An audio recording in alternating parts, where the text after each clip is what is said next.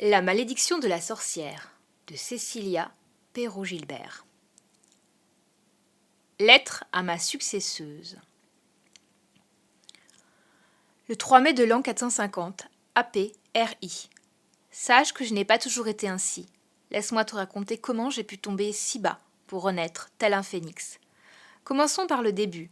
Le plus simple, c'est de dire qu'on m'appelait Walburga de Rainer, 14e du nom. Par la suite, on m'a aussi donné beaucoup d'adjectifs pour essayer de me définir. Différente, inexplicable, perfide. À cause de mon premier rôle, le plus important, on me nomma princesse. Mes parents, les souverains de Paramiel, étaient très à cheval sur l'étiquette. J'ai tenté de les satisfaire. Je désirais plus que tout obtenir leur approbation, même minime. J'étudiais autant que possible. J'étais la plus sage, la plus concentrée, la plus dévouée. J'écoutais avec attention tout ce qu'on me disait. Je retenais avec efficacité. Pourtant, on me jugeait toujours comme une personne atypique, singulière et étonnante. J'étais avant tout l'aînée d'une grande fratrie. Pendant longtemps, nous avons été que des filles. Mes sœurs n'avaient pas la même souci du détail que moi, mais ça ne m'empêchait pas de les aimer, jusqu'au jour fatal où naquit mon frère. Il me ravit autant l'intérêt paternel que le trône. Après tout, pourquoi confier une tâche aussi importante qu'administrer un royaume à une femme, surtout une femme qu'on trouvait si étrange, énigmatique, voire même indéchiffrable. Si la jalousie grandissait en mon sein, je n'en laissais rien transparaître, vaquant aux occupations quotidiennes qu'ici a une femme. Coiffure, maquillage et toilette extraordinaires. Je suis magnifique, j'en ai toujours eu conscience. Bon nombre d'hommes vantaient mes formes parfaites, mon visage harmonieux et ma peau d'albâtre. Je n'étais qu'un objet de convoitise, autant pour mon corps que pour le titre que je pouvais leur amener. Aucun ne fit l'effort de voir plus loin, de gratter la surface, d'essayer de me connaître. Il ne se fiait qu'aux rumeurs, celles qui me disaient nébuleuse, originale ou encore secrète. J'étais une princesse, ce qui causa ma plus grande souffrance, parce que j'étais différente des autres, à bien des égards. Comment défier mon unique devoir, ma seule responsabilité, dans notre monde figé, dont les dictats dominés par la masculinité? Nous, les femmes, ne sommes que des marionnettes entre leurs mains. J'ai voulu parlementer, exposer mon avis d'une manière douce. Je n'ai pas été écoutée. J'ai essayé de me rebeller, sans causer de mal autour de moi. Je n'ai pas réussi. J'ai plongé bien au-delà du raisonnable, car c'était la seule façon pour moi d'exister. Je n'ai donc décidé de prendre mon destin entre mes mains. Peu importe les conséquences pour les autres, je suis et resterai mon unique objectif. On m'a traité de sournoise, de dangereuse et surtout de sorcière. Mais n'aie pas peur, il y a bien des raisons à tout cela, et j'aimerais te les conter, sans langue de bois. Chapitre 1. Gretel. J'agrippe fermement le flacon dans la poche de ma cape, autant pour m'assurer de son existence que pour le protéger des personnes qui se pressent contre moi. Elle est devenue aussi vitale que l'air que je respire. Pour le moment, saturée des émanations corporelles des gens qui s'agitent sur le marché en cette chaude journée de printemps. Je me rapproche des différents stands afin de profiter des bonnes effluves de la nourriture étalée sur des tréteaux ou des tables en bois. Je me force à avancer avec lenteur, malgré l'excitation qui me bouleverse d'essayer la solution miracle que je viens d'acquérir une petite fortune. Au lieu de le fuir loin d'ici, je donne le change, respirant longuement pour m'imprégner des arômes des légumes et des fruits. La savoureuse fragrance sucrée des fraises titille mon appétit et me fait saliver, effaçant un instant mon premier achat. Je réfrène mon envie et me dirige sagement vers l'étal d'un maraîcher qui propose de beaux tubercules. Mon œil aiguisé repère les défauts rédhibitoires d'un seul battement de cils. Je sélectionne une magnifique aubergine sans me soucier du prix annoncé par le marchand, espérant surtout remplir mon panier pour le moment vide. Je souris poliment, mais ne reçois qu'un vague intérêt de la part du commerçant, déjà accaparé par un autre client. Sans me précipiter, je continue à louvoyer entre les habitants, venus chercher la bonne affaire. Une femme, bien en chair, recule et me bouscule de toute sa masse. Je tombe sur les fesses avec un petit cri, et mon aubergine va se perdre sous un talon acéré, explosant sous l'impact. Que m'importe le légume qui me servait surtout de couverture, je tâte ma poche avec frénésie et sens le pot intact. Étant de l'autre côté de ma chute, il n'a heureusement pas subi de choc. Alors que la fautive s'apprête à s'excuser, elle baisse le regard vers moi, hausse un sourcil et continue son chemin, sans même prononcer un seul mot. Je sauve ce que je peux de mon achat en morceaux et m'éloigne en rentrant, la tête dans les épaules, replaçant mon foulard autour de mon cou d'un geste automatique. Malgré les dégâts sur mon aubergine, je n'ai pas le courage de revenir sur mes pas pour en acquérir une autre à un prix extravagant. Je poursuis ma route, dépité. Cette absence de pardon a le mérite de me remettre à ma place. Les villageois me tolèrent à peine. La foule murmure autour de moi. Je prête l'oreille, à droite et à gauche, attrapant au vol quelques remarques. Des plaintes s'élèvent contre la taxe royale qui en manque encore, rendant les emplettes plus compliquées. Si aucune récrimination contre le monarque n'est explicitement prononcée, la hargne monte avec lenteur dans des propos anonymes. Pour une fois, je ne suis pas la cible de leur commérage, même si je me doute pas de redevenir leur centre d'intérêt très prochainement. J'espère tellement que cette crème va m'aider. Ne voulant pas retourner à la maison les mains presque vides, je me dirige vers les melons et demande le montant de celui qui me semble mûr à point. Pour toi, Gretel, ce sera 2 pièces d'argent. Je fouille dans ma bourse et prélève le montant exigé. À quoi bon marchander? Tout le monde sait que ma famille est la plus riche de tout le royaume, plus aisée que le souverain, ce qui relève presque de l'affront. Je donne les pièces au commerçant, qui esquisse un sourire menaçant. Il joute un instant avec la monnaie, en se demandant sans doute s'il aurait pu m'en soutirer plus. J'attrape mon melon et le dépose à côté des morceaux d'aubergine pour me filer plus loin. Je soupire. Est-ce que c'est de ma faute si nous avons réussi à revenir de chez la sorcière avec un trésor digne des plus grands monarques? Au début, nous désirions partager ce butin avec le village, prouvant ainsi notre bonne foi, montrant notre envie profonde de nous intégrer à nouveau. Personne n'a voulu de cet argent, qu'ils ont qualifié de maudit ou de souillé par le sang. Même si désormais, ils oublient avec aisance d'où provient notre richesse. Ils sont trop contents de mettre la main dessus. Avec le recul, je suis heureuse qu'ils aient refusé de la prendre. Après tout, nous avions risqué nos vies, Hansel et moi, pour fuir cette maison en pain d'épices, là où personne n'avait réussi cet exploit. Nous avons profité des pièces et des joyaux pour sortir de la misère, même si, avec les années, cette collection sonnante et trébuchante nous joue du bien mauvais tour. Maintenant que les impôts augmentent, les gens ne sont pas mécontents de me soutenir toujours plus d'argent. C'est plus facile pour moi de me taire, de faire le dos rond et de payer encore et encore. Mes pas m'éloignent de la partie alimentaire pour avancer vers les stands dédiés à l'artisanat. Les bonnes odeurs de plantes et de légumes disparaissent, remplacées par les vernis, le bois ou la poterie. J'observe les créations des ébénistes avec un véritable intérêt. Notre commode à l'entrée est usée, il est temps de la changer. Je m'arrête devant les meubles travaillés en acajou, en chêne massif ou en pin. Ils sont tous très jolis, mais je ne trouve pas ce que je souhaite en être, pour ne pas dépareiller avec le mobilier du séjour. Un jeune d'une 12aine d'années s'approche de moi, avec sa chemise trouée et son chapeau de travers sur la tête. « Vous désirez quelque chose, mademoiselle? Vous avez là de très belles chaises qui peuvent habiller n'importe quel salon. » Il ne doit pas me reconnaître. Une aubaine. Si je suis assez rapide pour effectuer la transaction avant que son mentor ne rapplique, je vais peut-être éviter de payer une somme astronomique. Je désigne le petit meuble que j'ai repéré et demande. « Est-ce que vous avez le même en être ?»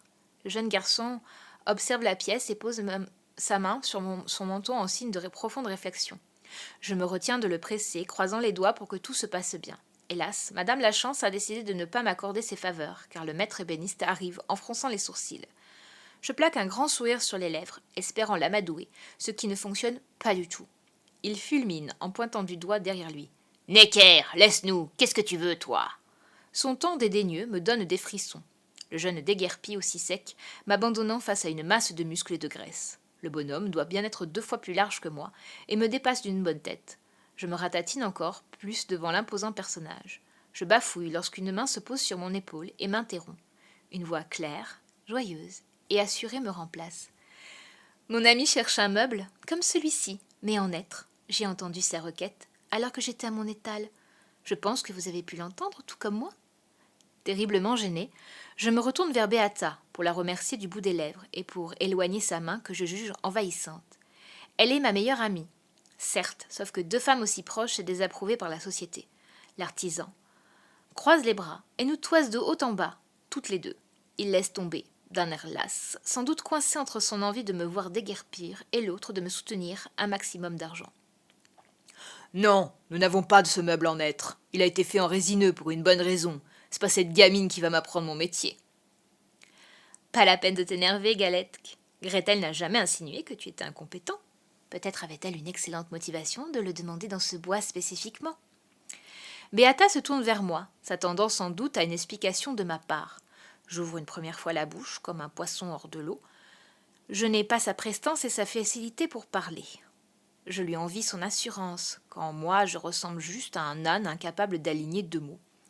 Ils me regardent tous les deux avec insistance. Le premier pour me faire taire et la seconde pour m'encourager. Je me raccroche aux yeux d'un bleu lumineux qui m'inspire confiance et me pousse à me surpasser. J'inspire profondément pour sortir d'une petite voix. C'était pour garder le même bois dans toute la pièce. Mais oui, c'est logique, un meuble d'une autre teinte, ça jure, ce n'est pas joli, je comprends. J'ai envie de lui demander de parler moins fort. Beata a tellement l'habitude d'exprimer ses opinions avec vigueur qu'elle en oublie que nous sommes au marché, entourés par toute une foule. Si elle se moque complètement du regard des gens, ce n'est pas mon cas. Elle passe sa main dans sa crinière noire, indomptable, avec un grand geste, signe qu'elle est parfaitement à son aise. Je l'admire, même si pour le moment j'ai juste envie de me terrer dans un trou de souris pour disparaître. Le maître ébéniste secoue la tête en maugréant et me montre un autre meuble fait en être. « Celui-là est de la bonne couleur. »« C'est super ça !»« Bon, vous devriez pouvoir vous entendre, je retourne à mon stand. Viens me voir dès que tu as fini. » Elle s'éloigne, me laissant seule avec ce gaillard qui me lance un regard entre dégoût et convoitise. Il se rend bien compte qu'il peut faire une vente et en tirer gros. Je baisse le nez pour observer sa trouvaille. En plus d'être laide, elle est trop imposante. Je ne sais pas comment lui dire. Je lui souris, espérant en rassembler assez de courage pour lui passer commande. C'est que le premier meuble était mieux. Je veux dire, la forme, s'il était en être, il serait parfait. Une chape de plomb me tombe sur les épaules. Je reconnais le signe. Un ricanement retentit sous mon crâne. L'angoisse me gagne. Pas maintenant. Alors que je n'ai pas pu essayer mon onguent, j'aurais dû rentrer tout de suite au lieu de tourner en rond pour rien. Je serais revenu plus tard pour acheter ce qui était nécessaire. Avant que je puisse réagir, un fracas éclate derrière moi, m'immobilisant instantanément. Je n'ai pas besoin de me retourner pour savoir qu'une horde de chevaux lancés au plein galop effraie les chalands et les commerçants. Une seule personne peut se permettre pareille exubérance sans attirer les foudres de la foule. Au contraire, celle-ci commence à hurler de délire, tout en saluant les cavaliers. Je n'arriverai toujours pas à comprendre pourquoi il est si populaire. « Peuple de Pavel, voici le prince Othar !» Le crieur n'a même pas besoin d'élever la voix. Tous les villageois présents sur le marché se sont déjà inclinés avec ferveur devant l'héritier du trône. Je répète le même geste dans mon coin en reculant le plus possible afin de ne pas attirer l'attention sur moi. Le nouvel arrivant me dit mot, se contentant de scruter la foule. Je me fais toute petite, espérant m'enfoncer dans l'ombre et disparaître. Dès que ses yeux se posent sur moi, il secoue la tête. Grâce à un léger mouvement du pied, sa monture avance. Il se ferait un passage jusqu'à moi, descend avec son air hautain et altier. « Ma douce amie, relevez-vous. Que faites-vous ici de si bon matin ?» J'obéis à son ordre tremblant, à la fois de peur et de fatigue. D'un signe de la main, le prince autorise la foule à faire de même. La vie reprend faiblement autour de nous, car nous demeurons la cible de nombreux regards. Je m'écrase sous leur multitude, alors que le futur monarque semble rayonner de bonheur. Ses lèvres effectuent un magnifique sourire, mais celui-ci ne monte pas jusqu'à ses yeux de glace rehaussés par ses habits bleu clair, couleur de la royauté. Il est flamboyant parmi la masse en vêtements ternes de la population. Il n'y a que sa suite, composée de gardes et de courtisans, qui est bigarrée. Othar aime être visible et se mettre en valeur. Je souffle d'une toute petite voix. Je réalisais quelques achats pour remplir le garde-manger. Il éclate d'un rire tonitruant, comme si je venais de lancer une plaisanterie pleine d'esprit. Je pique un phare, comprenant qu'il se moque de moi. Et il reprend avec force. « Gretel, mamie, vous êtes si spirituelle !» Je tourne la tête à droite et à gauche, cherchant quelque chose ou quelqu'un qui pourrait me tirer de là. Hélas, rien, ni personne, ne peut me libérer de ma détresse. Pas même Beata. Le prince m'attrape la main pour y déposer un baiser. Je me retiens de toutes mes forces de tressaillir ou de grimacer. Il s'accroche à mes doigts comme s'il sentait que je souhaitais plus que tout déguerpir, taire une biche effarouchée. Un bal sera donné au château dans 3 jours. Douce Gretel, vous y serez ma cavalière. Nous allons nous amuser, festoyer et danser jusqu'au bout de la nuit. Il exécute de grands gestes à chaque mot pour arranger la foule. Celle-ci applaudit à tout rompre, bien docile. Pourtant, je vois bien les œillades mauvaises qu'on me jette, comme si j'étais en faute. J'ai envie de crier que je n'ai pas demandé à être invitée à ce bal. Je n'ai pas eu le choix. Les paroles d'Othar étaient « on ne peut plus qu'air ». Je dois venir et me taire. D'un regard insistant, il me défie d'oser le contredire. Ce n'est pas la première fois qu'il me convie à des réceptions. Jusque-là, j'ai réussi à l'esquiver en lui fournissant des excuses crédibles ou en oubliant de répondre. Cette fois, je suis prise au piège. Très chère Gretel, je ne puis garder le secret. Lors de ce bal, une surprise vous y sera révélée. Ce sera grandiose, spectaculaire. Je me retiens d'ouvrir la bouche avec en grand. À la place, je me force à esquisser un sourire. Je n'ai même pas le temps de bredouiller quoi que ce soit, qu'il effectue un nouveau baise-main, suivi d'un clin d'œil subjectif. J'ai très peur de sa surprise. Il remonte sur son beau cheval, B d'un mouvement souple. Il plaisante avec son écuyer, qui n'emmène pas plus large que moi, et ils repartent au pas, comme si rien ne s'était passé. Je reste là, paralysée. Tous les gens du marché s'animent autour de moi, en jacassant comme des pies. Ils doivent déjà être en train de commenter les paroles du prince, d'échafauder tout un tas de théories et de médire de ma personne. Je les vois, j'entends leur bourdonnement, mais mon cerveau reste englué dans une vasque si visqueuse et tourne au ralenti. Mes pieds bougent tout seuls. Je dois rentrer chez moi pour me mettre à l'abri de leur regard, de leur langue perfide, et essayer ma crème miraculeuse. Au moment de partir, les jambes en coton, je jette un dernier coup d'œil au meuble que j'ai désigné plus tôt. Même si je sais ce qu'il s'est passé, je ne peux m'en empêcher. Comme je pressens à ma fatigue, la petite commode s'est éclaircie, comme si elle était désormais en bois de hêtre. La malédiction a encore frappé. Avant que quelqu'un ne s'aperçoive du changement, je m'échappe entre les passants pour disparaître.